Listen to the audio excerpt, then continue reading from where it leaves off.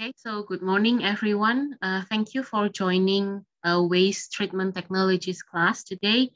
Before I continue with the suspended growth and also anaerobic processes topics, I will give a brief review for the last week's assignment. Okay, so I will start to share my screen.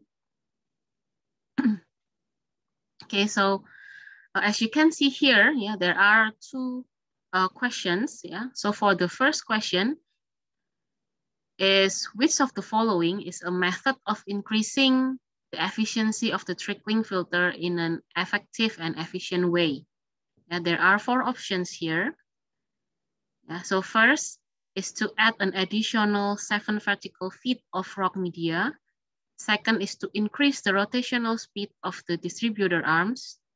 And then third is to add another anaerobic digester, supernatant, to the filter feed flow. And then the fourth one is to recirculate the filter effluent back to the filter feed. Okay, now, and as most of you have answered correctly, number 4 is the correct answer. So recirculating the filter effluent back to the filter feed is a method, is an effective and efficient method to increase the efficiency of the trickling filter. And then the second question is, explain the reason of why you selected this method. So I will go back to the question number 1. I will review the answer one by one. Okay, so for number 1 and 3, both might increase the efficiency of the trickling filter. However, not in the effective and efficient way. Okay.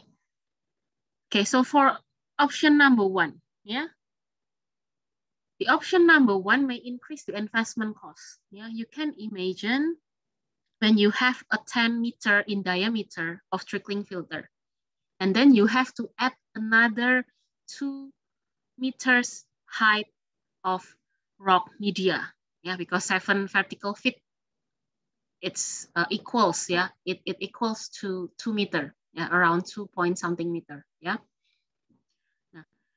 Then how many tons of rocks you have to add to the filter? It will certainly increase the construction and also the foundation costs, to build the trickling filter, And then for number 3, it might increase, the efficiency of the trickling filter. However, it will also make the operating cost goes higher, because usually anaerobic processes, require many controls. Well, for number 2, increasing the rotational speed of the distributor arms. Simply rotating the arms faster, does not imply to the higher hydraulic loading rate.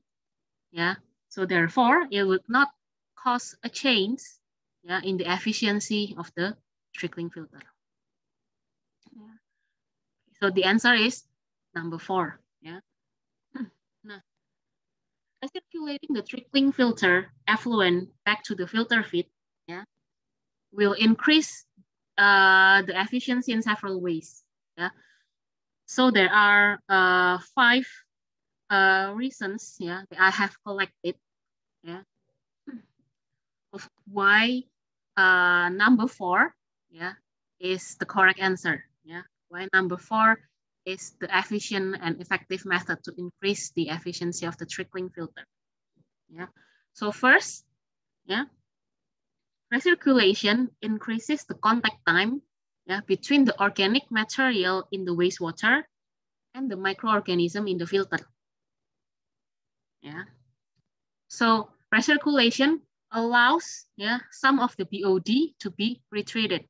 So therefore, it increases the efficiency of the trickling filter. That's the first reason. Second, recirculation maintains the wetting rate. As I previously explained before, if we have an intermittent dry wet condition, it will cause the growth of the filter snail and also the filter flies. Yeah. And if it grows a lot in the filter, then the BOD removal will be reduced. Yeah. So therefore, recirculation is giving a positive effect, yeah, on the efficiency of the trickling filter. Yeah. Okay, because it maintains the wetting rate. Okay, and then the third reason, yeah, the recirculation, yeah, increases the hydraulic loading into the filter. Yeah, so imagine when the hydraulic loading is higher, then it can give pressure to the thicker microbial film to slouch off from the surface.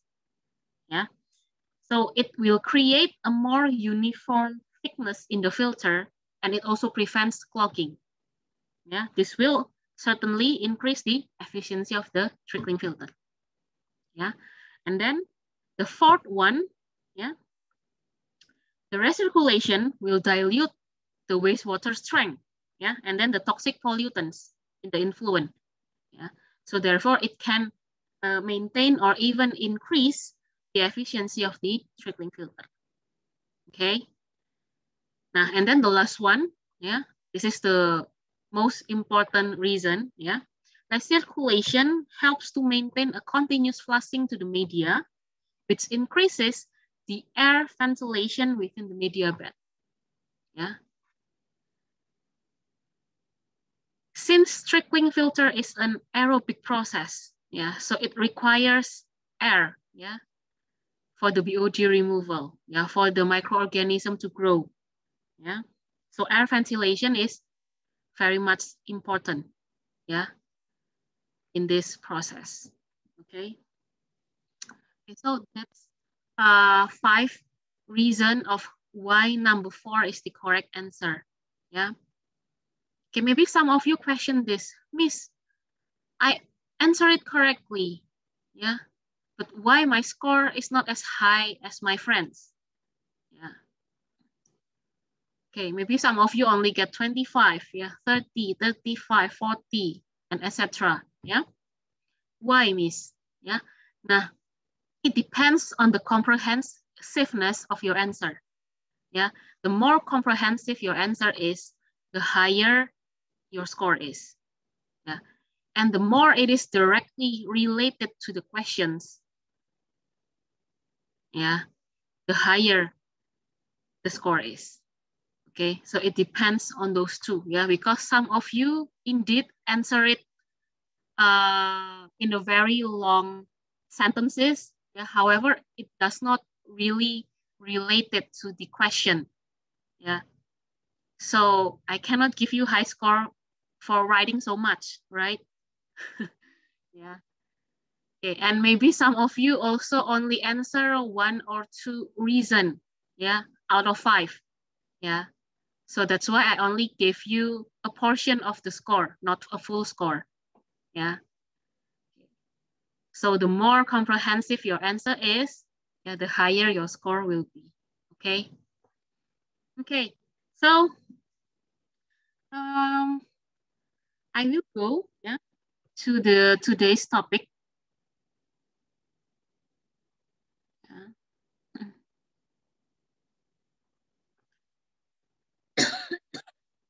Okay. So continuing what we were discussing last week about the biological wastewater treatment. Okay. Sorry. Now we are going to discuss about the suspended growth techniques. Yeah. Now, the simplest technique, yeah, is called aerated lagoons. Yeah. Okay, here. Yeah, aerated lagoons or pond system. Yeah.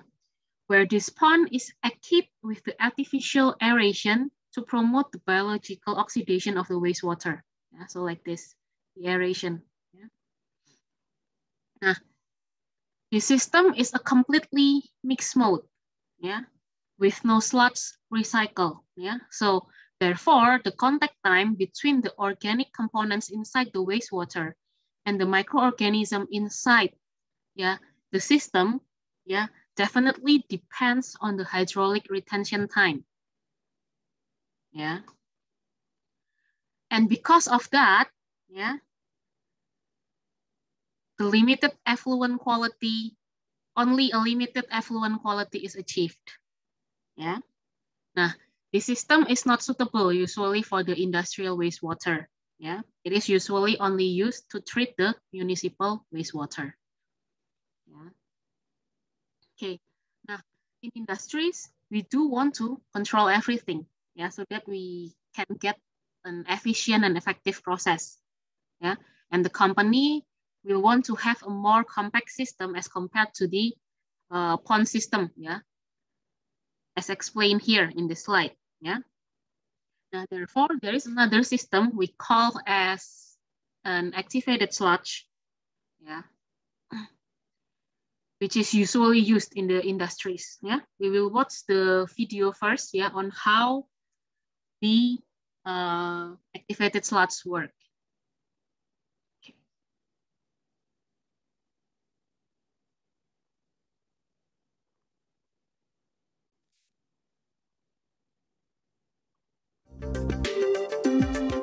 Secondary treatment.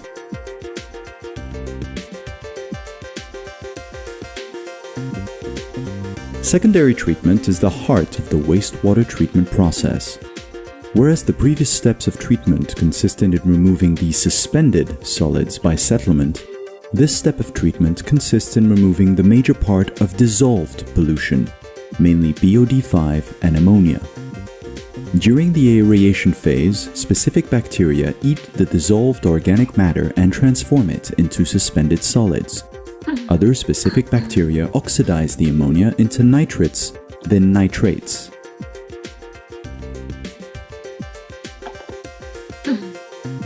During the non-aeration phase, called also anoxic phase, other type of bacteria convert the nitrates into nitrogen gas, which is released into the atmosphere.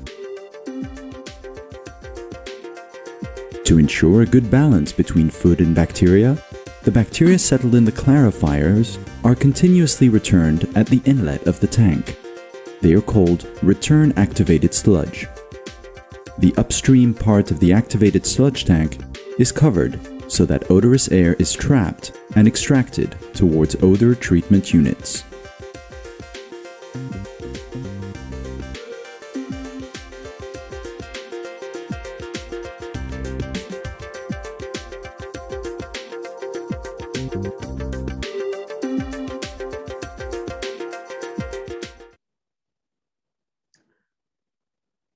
Okay, yeah. So actually the activated sludge, yeah, as you can see from the video, it is similar to aerated lagoons, yeah, but it's performed in an industrial scale, yeah. Now, it treats the wastewater using the aeration and a biological flux composed of bacteria and protozoa, yeah. So the concept is, first, the wastewater is aerated in the tanks, yeah, and then the microorganism, which in the form of the suspended solid, yeah, is mixed and consumed BOD.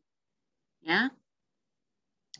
And then in the aerobic area, yeah, the carbonaceous BOD, yeah, is digested along with the ammonia for the nitrification process. Yeah. While in the anoxic area, the denitrification process happens where nitrates will be converted back to the nitrogen, yeah, and released to the air. Okay. Now, during this process, yeah, the microorganism is multiplied, yeah. So they are they reproduce themselves, yeah. Nah, the treated wastewater and also the activated sludge, yeah, is then flown into the secondary clarifier, yeah, where the microorganism settles, yeah, and becomes sludge, while the effluent comes out as an overflow. Now, some of the sludge here, yeah, will be recycled back, yeah, to the aeration tank, and some others, yeah, are wasted, yeah, in order to maintain a good balance between the organic matters and also bacteria. Okay. Now, there are 4 types, yeah, of activated sludge here. Okay. So first is conventional, second is step aeration, and then third is the contact stabilization, and then the fourth one is the extended aeration. Okay, now for the conventional aeration, as you can see here, the input of the influent is only one. Okay, as you can see here, only one. Yeah, and the flow of the wastewater, follow this route until it reaches the final clarifier. Yeah. Nah, so the BOD near the input point, is higher than the other parts. While it is lower, in the outlet part, okay, as compared to the other part. Okay. Yeah, so this one higher, this one lower. Now, for the step aeration, it's a bit different. So the influent, influent here goes in from several points. As you can see here, 1, 2, 3, 4. Okay. Now, the influent goes in from several points, in order to evenly distribute the BOD throughout the tank. So the BOD here, here, and here are similar to each other. Now, both conventional and step aeration types are completed with the primary clarifier. The function of the primary clarifier is to remove the floating and settleable solids through the sedimentation. This is done to reduce the content of the suspended solid and pollutants prior to the aeration. Okay. Now, usually in these two systems, they also have an air diffuser, to create a fine air bubbles, which can provide aeration and also axial mixing. Okay, that's for conventional and step aeration. Now, the third and fourth type is the contact stabilization and extended aeration. So contact stabilization is actually a modified version of the conventional and step aeration types. As you can see here, for contact stabilization, it has two aeration tanks. One tank is the main aeration, while the other is separate re-aeration of the return sludge. Now, the return sludge must be aerated here for at least 4 hours before it is permitted to go into the main aeration tank to be mixed with the primary effluent requiring treatment. Now, this re-aeration step of the sludge is performed with the purpose to give the microorganism time to metabolize the most organic materials that has been absorbed. Before the microorganism continue to literally eat more organic components in the main aeration tank.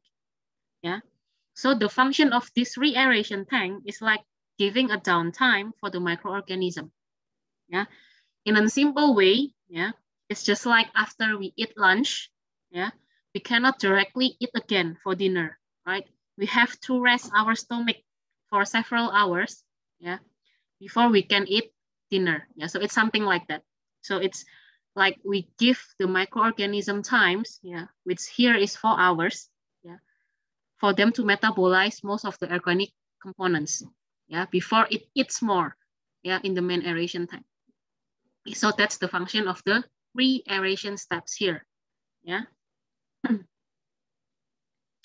Okay, and then for contact stabilization, now sometimes the waste sludge will be flown into the aerobic digester, to again give time to the microorganism to digest all of the organic components before disposal. Okay.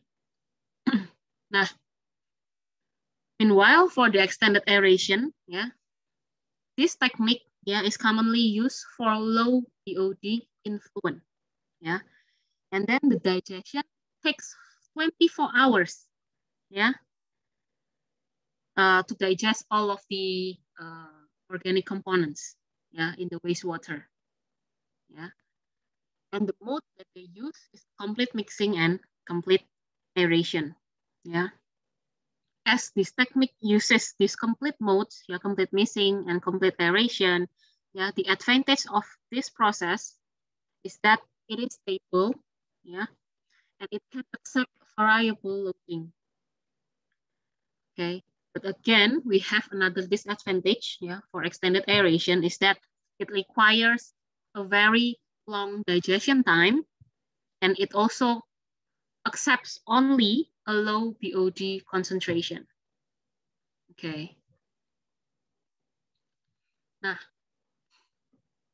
the design of the contact stabilization is quite unique. Yeah, it has a small aeration tank only. Yeah, usually. Nah, this equipment, yeah, has a shape of a donut. Yeah, as you can see here, it's just like a donut. Yeah, the depth of the tank is usually 14 feet. Yeah, and then the inner diameter here, the inner diameter, yeah, is around 15 to 30 feet. And then the outer diameter, yeah, the outer diameter here, yeah, is like around 30 to 70 feet. Okay. Nah, and then it is divided into 3 chambers usually. Yeah. First is the main aeration. Yeah. Second is the re-aeration. And the third is the aerobic digester for waste sludge. Okay. And also we have one more, yeah, which is settling tank. Yeah. That is placed in the middle usually. Okay. Nah, as you can see in this graph, yeah, here, there are 2 routes, yeah, for the contact stabilization, yeah. Nah, the top figure here, yeah, the one here, yeah, is for the B route, okay. Now, okay, so I will explain why one by one, yeah. So first for route A, yeah, so the influent, I will erase this first. Okay, so first the influent flows into the aeration tank, yeah. And after the biosorption happens, the wastewater, yeah, flows into the settling tank, yeah, where the effluent comes out, yeah, as the overflow, and some activated sludge is returned back to the re-aeration, while some others are wasted through the aerobic digester, yeah. So that's for route A, yeah. So it's similar to the one I explained in the previous slides, okay? Now, for route B, it's a little bit different, yeah? It does not have 2 aeration tank, but 1 longer aeration tank, yeah? So if you see here, the aeration tank here is only very small, yeah? But here, yeah, it's, I think, twice or 3 times larger, yeah, than the one in route A. Okay. Nah, the wastewater, yeah, flows into the aeration tank at several points. Yeah, it's similar to the aeration. Yeah, and after the digestion happens here in the aeration tank, yeah, the wastewater flows into the final clarifier. Yeah. Now, in this clarifier, the effluent, yeah, comes out as an overflow. Yeah. Nah, and some activated sludge is returned to the aeration tank, while some others is wasted, yeah, via the aerobic digester, yeah, before disposal. Okay. Okay. If you have any questions, yeah, from the first slide up until now, yeah, you can ask, yeah, via chat. It can be Line or WhatsApp, or you can also write down the comments below. Okay. Okay, so next, yeah, for extended aeration, yeah. As I said previously, the modes that the extended aeration use is a complete mode, yeah, complete mixing, complete aeration, yeah. Nah, these two modes, yeah, the complete mixing and complete aeration is commonly done by these horizontal routers like this, yeah. Okay. Nah, the general loading and also the operational parameters for the 4 types of activated slots processes, yeah, can be seen in this table. Yeah, as you can see, yeah, the extended aeration has the lowest BOD loading capacity compared to the others. Yeah, the BOD loading here, yeah, can be expressed as BOD loading per unit wastewater volume per day, or per unit MLSS per day. Yeah, MLSS here, yeah, is the abbreviation of the mixed liquor suspended solid.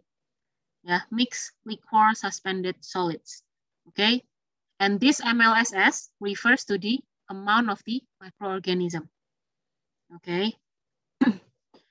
Nah, the slots of the extended aeration, yeah, can be retained for quite some times, yeah, longer than the other techniques, yeah.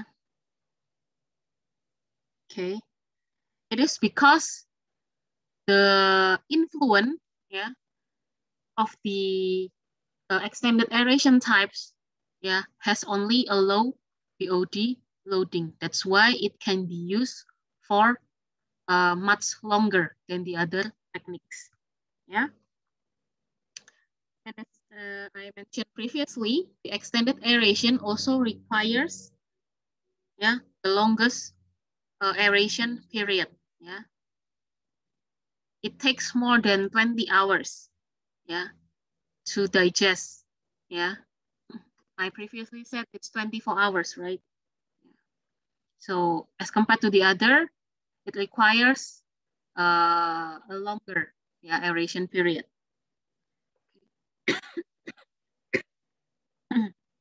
Okay, and then the average return slots rates, yeah, it can be expressed as the mass of the return slots over mass of the settled wastewater flow, yeah.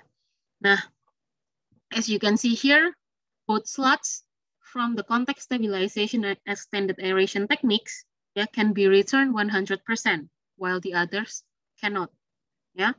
Now, for contact stabilization, yeah, I think it's because the slots are given the time, yeah, to digest and metabolize, yeah, before it is flown back into the aeration tank, yeah.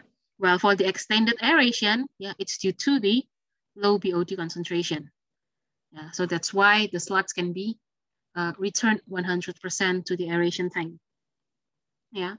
There is one new, yeah, technique here, yeah, called the high purity oxygen.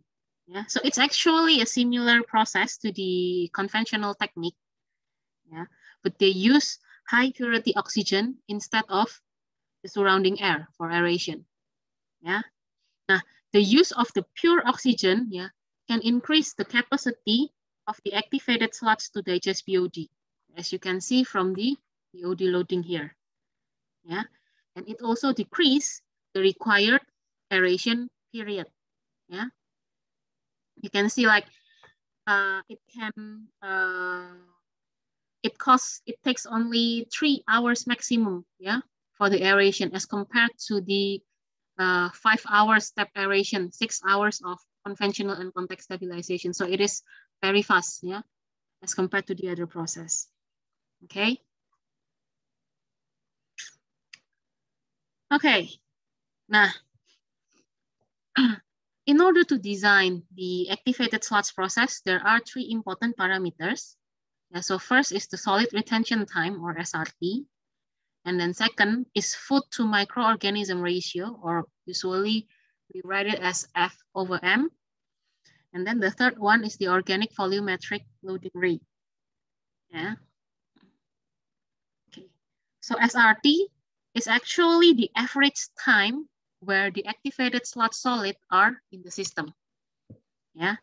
And it is one important parameter for the design of the wastewater treatment plants. Yeah.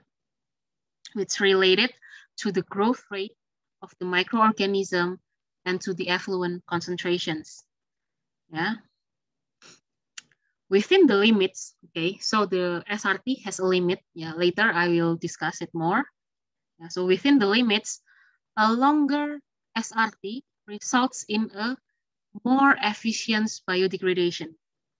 Yeah, so you can imagine with the longer SRT, yeah, the activated sludge, yeah, can perform not only the oxidation of the carbon-based organic components, but also the nitrifications of the nitrogen-based organic compounds.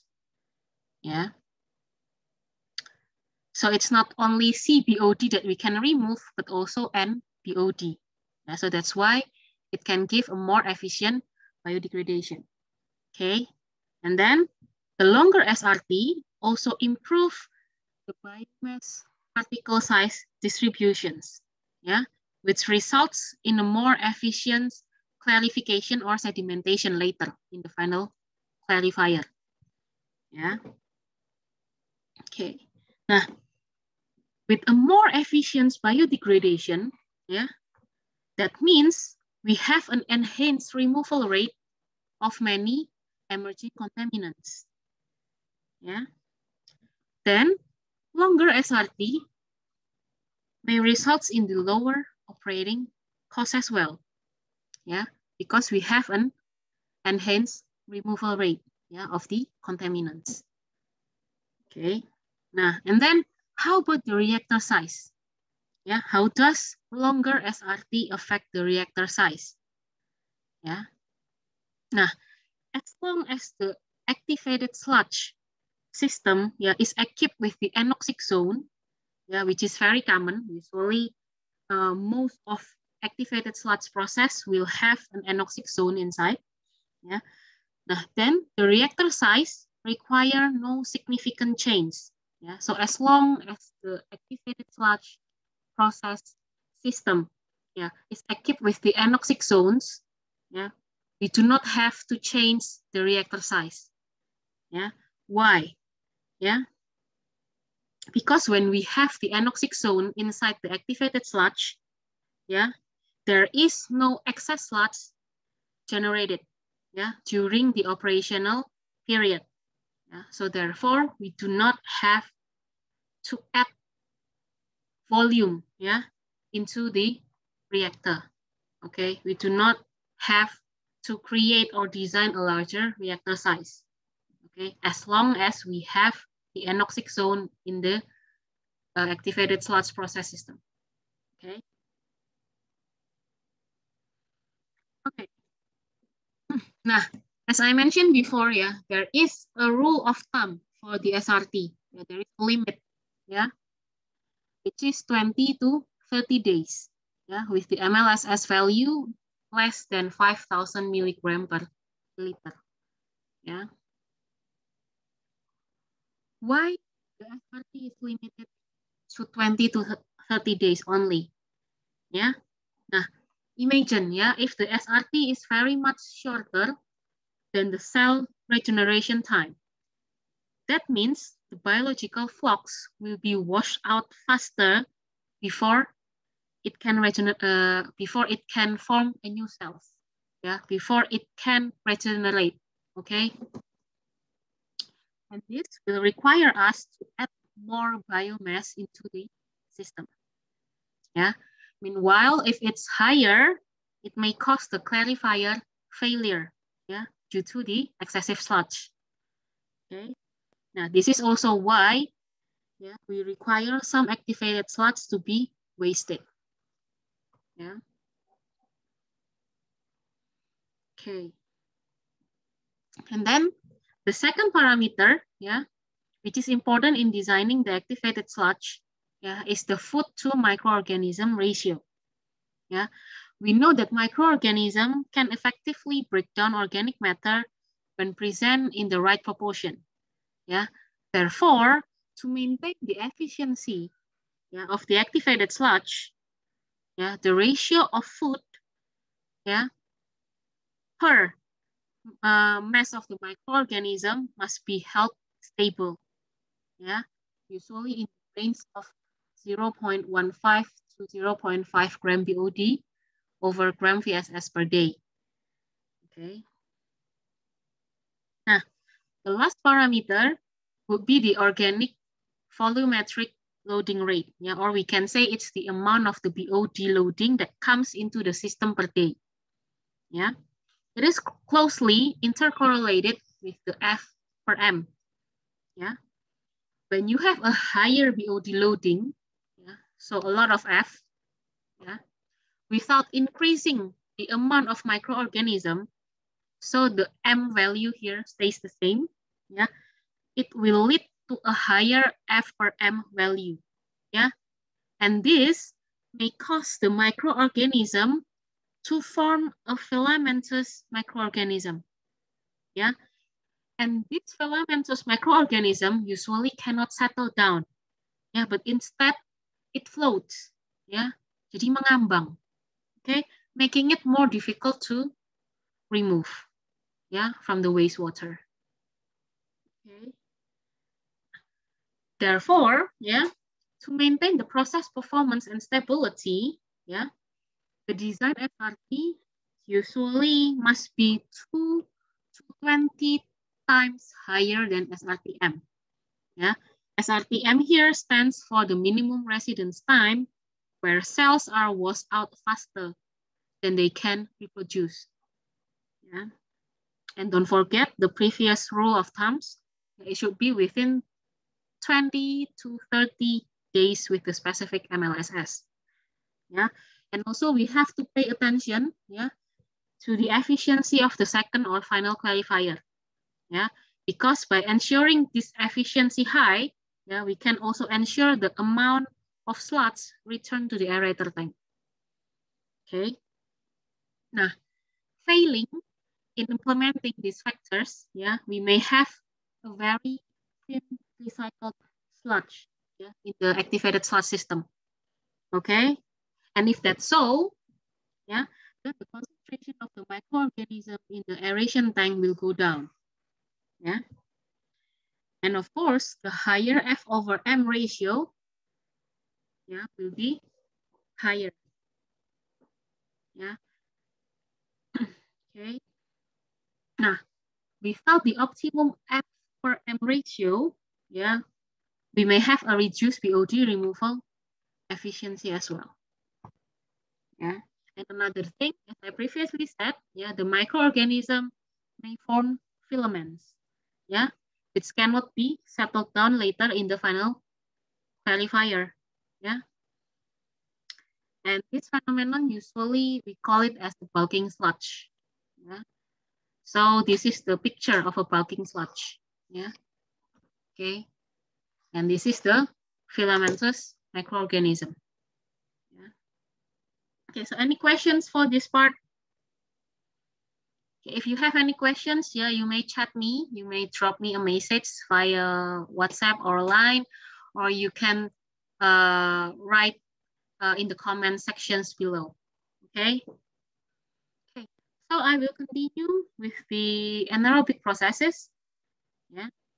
So anaerobic process, yeah, is a biochemical process, yeah, using a microorganism to digest the organic compounds, yeah, yeah, where the microorganism require little or no electron acceptor. Okay. Yeah, so no oxygen, no nitrates, no sulfates. Yeah. Okay. So anaerobic condition can be achieved by purging pure nitrogen into the system. Yeah. However, we also make sure the system has no nitrifying bacteria. Yeah, and also it has no other components such as manganese oxide, yeah, which act as a catalyst. Okay, so no vitrifying bacteria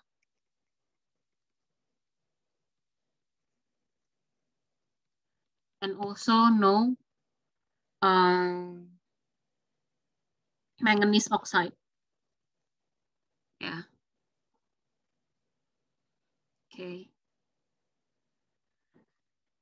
Okay. Now, the anaerobic digestion, yeah, consists of several steps. Yeah, hydrolysis, acetogenesis, and methanogenesis. Yeah. So for hydrolysis, yeah,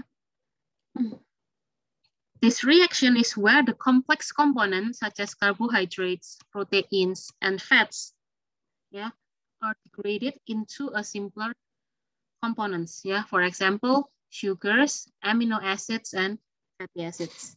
Yeah, this step, yeah, hydrolysis step, is usually the rate limiting steps. Yeah, when the complex matters has a high concentration. Yeah, and then the second, yeah, is acidogenesis. Yeah, this acidogenesis occurs at the pH of about 6. Okay, now some short chain fatty acids, yeah, so the volatile fatty acids, yeah, are generated in these steps, yeah, as well as CO2 and ammonia from protein. Yeah, and then the third step, yeah, is the acetogenesis. Yeah, this reaction is closely related to the methanogenesis reaction. Yeah, so what happened in this acetogenesis is that the fatty acids, yeah, the volatile or short chain fatty acids are converted into CO2 and then hydrogen and also acetic acid. Yeah, now this process is very sensitive to the presence of the hydrogen gas, which is successively used in the methanogenesis. Yeah, and then the last step, yeah, is the methanogenesis. So in these steps, yeah, the hydrogen gas, yeah, reacts with the CO2 and acetic acids to form methane, yeah, at the pH of 6.7 to 7.4. Okay, now the alkalinity of from the ammonia resulted in the acetogenesis. The acetogenesis here, yeah, is required, yeah, for the methanogenesis to happen. Yeah, and this methanogenesis, yeah, is also sensitive to the temperature change. Yeah. Okay. Okay, so we go to the diagrams on the left. Yeah, so as you see from the two diagrams here, yeah, you can see that the organic components, yeah, when they are digested, yeah, in the aerobic condition, yeah, 50% of it becomes sludge and another 50% become heat. Yeah, while for anaerobic digestion, yeah, only 10% of it becomes sludge. Yeah, the other 90 becomes methane, yeah, which is known as a biogas. Yeah. Nah, many question days, yeah, which one is better? Yeah, anaerobic process or aerobic process? Yeah, so actually the answer is it depends. Yeah, if our purpose is to produce biogas from waste, yeah, then of course anaerobic process is better. Yeah, however, if we just want to degrade the complex organic matters into more friendly, more environmentally friendly components. Yeah, and we also consider the handling aspect. And of course, aerobic system is very much easier to control and create. Yeah, so it depends. Yeah, depends on your purposes. Okay, now there are several anaerobic process types. Yeah, again, it is classified into two: suspended growth and attached growth. Yeah, so for suspended growth, we have upflow anaerobic sludge blanket, or we usually call it as UASB. And then for attached growth, we have an anaerobic filter process. Yeah, And there is also one process here. It's a combination between suspended and attached groove. Yeah. And the process is called expanded bed. Okay. Okay. So I will go to the first process. Yeah, the UASB.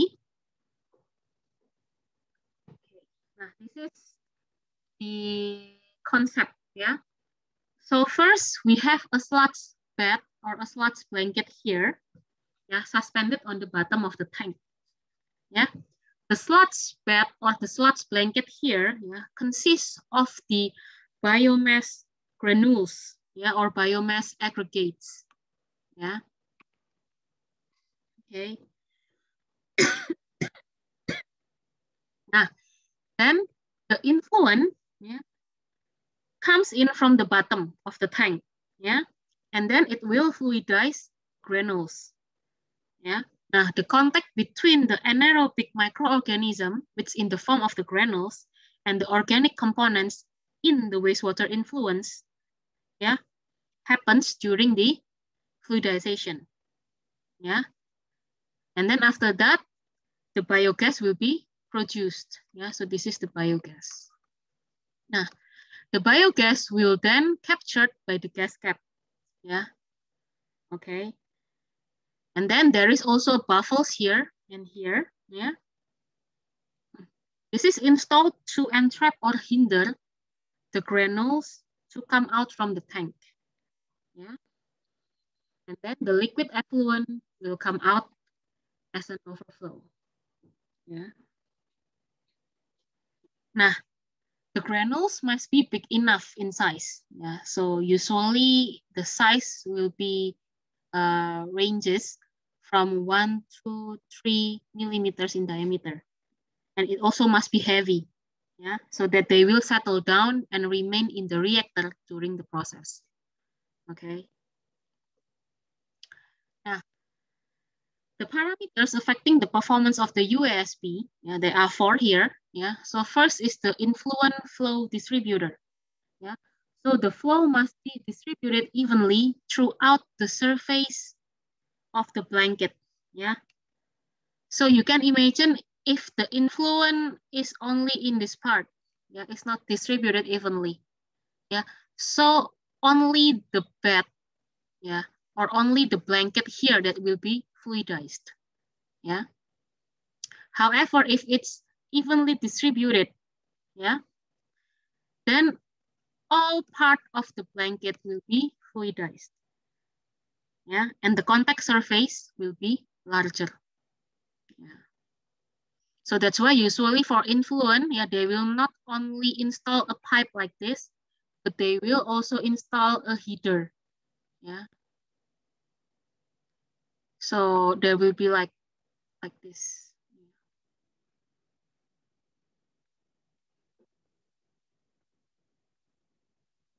Yeah, so this is the influent, yeah, and it will go up from this opening. Yeah. Okay. This is a pipe heater. Yeah. Okay. Now, next, yeah. Another parameter that affecting the performance of the UASB is the thickness of the sludge blanket. Yeah. When we want to determine the thickness of the sludge blanket, yeah, we have to consider the maximum fluidization height, yeah, of the granules. Yeah, as well as the height of the effluent collector. Yeah, so that the granule, yeah, will not carry over in the effluent. Yeah. Okay, and then the third one, yeah, it's the 3-phase separator. Yeah, we have to ensure that the 3-phase separator is installed. Yeah. We do not want some granules to be carried over to the effluent, yeah, to the biogas, right? Yeah, we want it, the separation of the 3 phases is completed, yeah, has a high efficiency, yeah. So that's why the three-phase separator must be installed. Yeah, so baffles must be installed. Yeah, cascade must be installed. Yeah, and then the effluent here must be installed. Yeah, and don't forget, yeah, to calculate, yeah, the maximum fluidization of the sludge granule. Yeah, so that we can determine the height of the effluent collector here.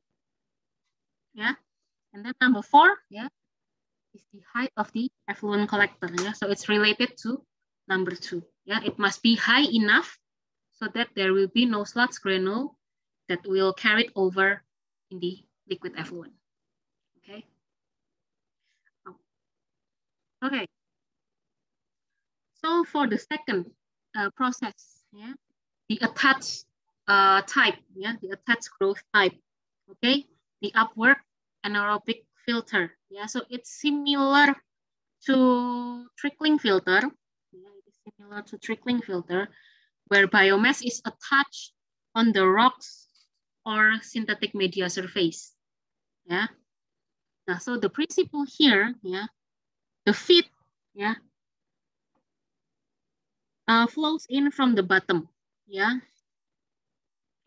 where the solid part of the wastewater, yeah, will be retained in the bottom. Yeah, while the liquid influent, yeah, goes upward, yeah, passing through the filter bed, okay, and then goes out as the effluent. Yeah. Now, in this system, yeah, the wastewater is fed at a certain temperature. Yeah, in this example is 4 degrees Celsius. Yeah, but some other they use 25, 20. It depends on what kind of microorganism they use. Yeah. Now, this filter is also equipped with a jacket. Yeah, as you can see here. Yeah. Yeah. There is a jacket installed. Yeah, on the outer part of the filter. Yeah. Yeah, it is installed with the purpose to maintain the temperature. Yeah, as usually the anaerobic process requires a strict temperature control. Yeah. Okay. Okay. The last equipment, yeah, will be the expanded bed. Yeah. Okay. Yeah. So it is actually the expanded version of the USB. Yeah, with a slimmer and higher structure, yeah, as compared to the USB. Okay. This equipment, the expanded bed, yeah, is usually used for a higher loading rate of wastewater. Yeah. Where usually higher loading rate, yeah, will cause the sludge blanket to fluidize more, right? Therefore, it requires a higher tank, which we call as a expanded bed. Okay. Nah, so this is a combination of the suspended and attached growth. Yeah. Nah, the concept here for expanded bed, yeah. So the sludge or the biomass, yeah, is attached on the silica sand. Yeah. So this is attached growth, right? Now, the silica sand has the diameter usually ranges from 0.2 to 0.5 millimeters with the specific gravity of 2.65.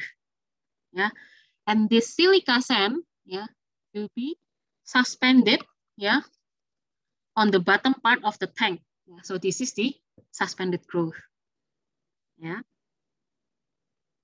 Now, then the wastewater influent, yeah, will flows in from the bottom again. Yeah, and they use distributor like this. Yeah, to ensure all of the sludge bed, yeah, is fluidized. Okay. Now, the influent comes in and fluidize the silica bed. Yeah, the contact between the silica bed, the microorganism on the silica bed, and the organic components in the wastewater, yeah, will happen. Yeah, and then the digestion will also happen, and then the methane gas will be formed. Yeah, so again, the methane gas will be formed. Yeah, in the yellow bubble here. Yeah. Now, this is the methane gas. Now, the methane gas that is formed, yeah, is collected through the yellow piping system, yeah, to another facilities, yeah, biogas facilities, right? And then the separator here, yeah, on the middle, and also the collator on the top here, yeah, are to separate the silica particles, yeah, so it will not go out with the effluent, okay? Nah, the piping selected, yeah, is usually small in size, yeah, to provide a greater surface to volume ratio, yeah, which also mean a greater amount of biomass growth, okay? Nah, and then for extended bed, yeah, the bed expansion is capped at 20% maximum, yeah, in order to maintain the sludge stay in the tank, yeah, not goes out or carried over by the effluent. Okay, so I think that's the last slides for me. Yes, correct. This is the last slide. If you have any questions, don't forget to drop me a message in the WhatsApp or Line. Or you can also write down your question in the comment section below. Okay, so there is one assignment that you have to do. Yeah, you can go to Bella and access it. Okay, so thank you very much and good morning. Bye-bye.